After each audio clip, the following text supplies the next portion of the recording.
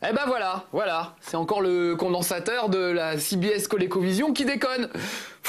Bon, évidemment, avec un processeur Z80A cadencé à 3,58 Hz, on peut pas s'attendre à des miracles. Mais bon, si ça continue, cette machine spatio-temporelle sera tout juste bonne à faire griller les toasts. Non, vraiment, j'aime pas le matériel américain. À chaque fois, ça débloque. Et puis alors, avec leur manie de toujours vouloir avoir le monopole, bah finalement, on se retrouve avec les mêmes problèmes partout. Tenez, il y a pas longtemps, à l'aéroport de New York, je suis tombé sur une borne d'arcade avec un écran bleu, erreur fatale. Je l'ai même pris en photo pour vous le prouver, si vous me croyez pas. C'est dingue, non, quand même. Ah ça, pour le sport, hein, ils sont forts, y a pas à dire. Ah bah vous avez vu, il suffit qu'on dise du bien d'eux pour que leur machine se mette à remarcher comme par enchantement. Incroyable. Allez tiens, vu que ça remarche et que je suis pas un ingrat, je vous propose de faire aujourd'hui un petit tour du côté des sports US des États-Unis d'Amérique. Je suis sûr que ça va nous porter chance, tiens. On va même se faire une spéciale sport US sur Mega Drive.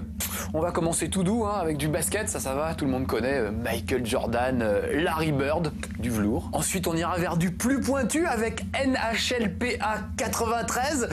C'est du hockey sur glace, bien sûr. Et puis on terminera avec du lourd, du dur à comprendre, du velu, John Madden Football 92. Ça, c'est du foot américain. Oula, qu'est-ce que vous voulez que je vous dise? Ils sont pas comme nous, les Américains, et puis c'est tout.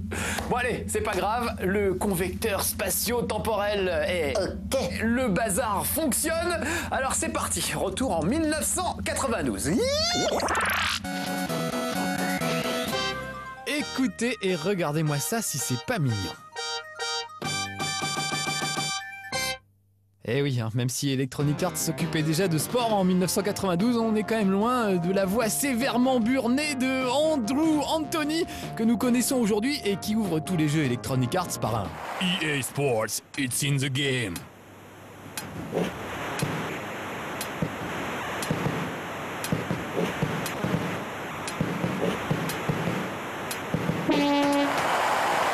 Très sommaire, le jeu proposait 3 épreuves aux qualités soporifiques surprenantes. Ajoutez-y une petite berceuse maison et même le plus énervé de nos nabos n'y résistera pas.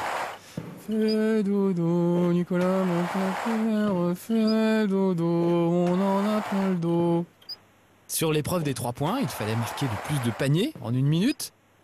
Pour le concours de dunk, après avoir choisi 3 figures différentes, il fallait simplement déclencher le saut au bon moment, pile poil quand le joueur se trouvait dans la zone verte.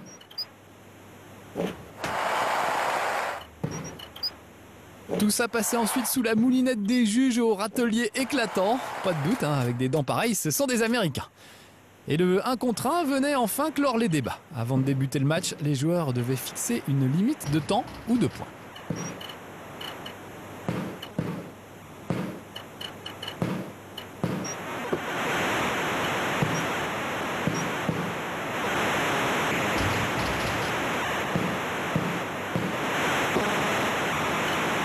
Déjà à l'époque chez Electronic Arts, ils savaient comment s'y prendre pour appâter le chaland. En 92, Michael Jordan et Larry Bird étaient au basket américain, ce que les Suisses sont à l'horlogerie, les Saoudiens au pétrole, ou ce que Patrick Sébastien est au mauvais goût, la référence. Plaisanterie mise à part, Electronic Arts, y compris dans Jordan vs Bird, affiche clairement son ambition de proposer des jeux sportifs qui collent le plus possible à la réalité. Sur les gestes techniques, les règles et les ambiances, de gros efforts sont faits. Avec le hockey sur glace, c'est encore plus flagrant.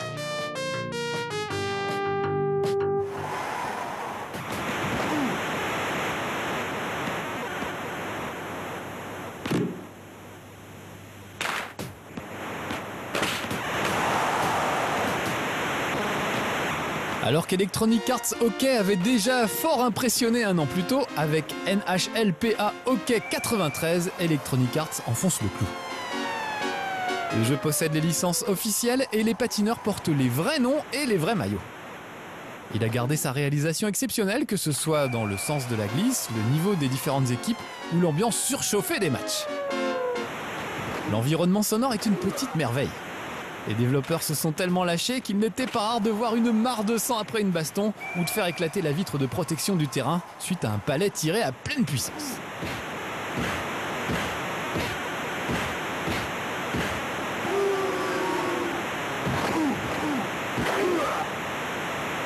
catégorie sport, ce jeu fut un énorme hit.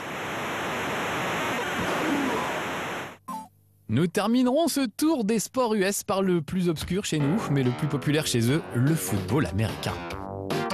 La bonne tête de vendeur de frites élevée à la bière, là, c'est John Madden. La voix et l'image du football américain chez Electronic Arts.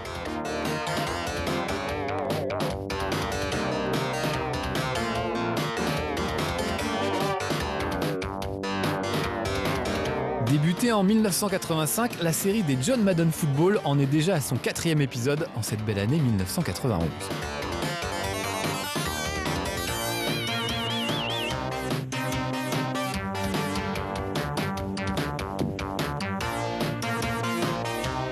Fidèle à sa réputation et à ses ambitions, le jeu flirte le plus possible avec la simulation.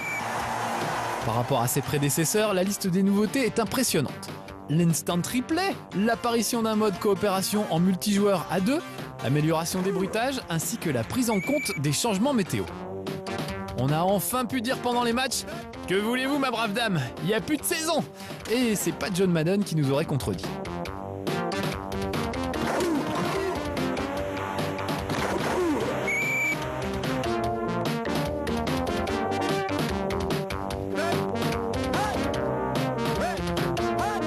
Je tiens d'ailleurs à préciser que, contrairement à ce qu'on pourrait croire, John Madden n'a aucun lien de parenté avec Iron Maiden. Non, je vous dis ça car cet épisode est devenu un peu plus rock'n'roll qu'avant. En effet, le quarterback, en gros celui qui sonne l'attaque en lançant le ballon dans la défense adverse, peut enfin être blessé. On trouve d'ailleurs sur internet, sur des sites de partage vidéo, un montage de blessures de quarterback et d'arrivée d'ambulance réalisé avec les images du jeu.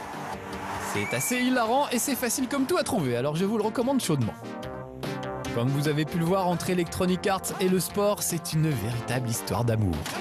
Si cet épisode ne bénéficie pas encore des licences officielles, aujourd'hui la situation a bien changé. Electronic Arts détient pratiquement le monopole sur les simulations sportives les plus populaires, avec les licences officielles et une cadence de production digne des temps modernes de Charlie Chaplin. Petit à petit, l'histoire d'amour s'est transformée en exploitation amoureuse, et je crois savoir que ça marche pas trop mal pour eux. Allez, on rentre à la maison les gars.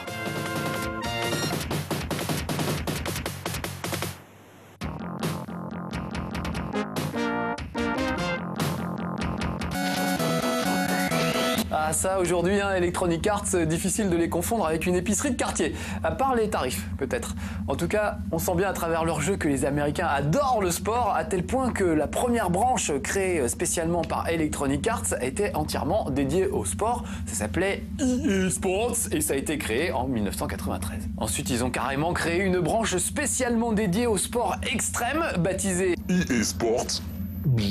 Histoire que les joueurs comprennent bien la différence entre simulation sportive et fun complètement délirant comme même les gens d'aujourd'hui. Pour la petite histoire, à chaque fois que vous jouez à un jeu estampillé EA Sports, il y a une petite voix qui vous susurre It's in the game. Ce qu'on pourrait traduire par mais c'est dans le jeu.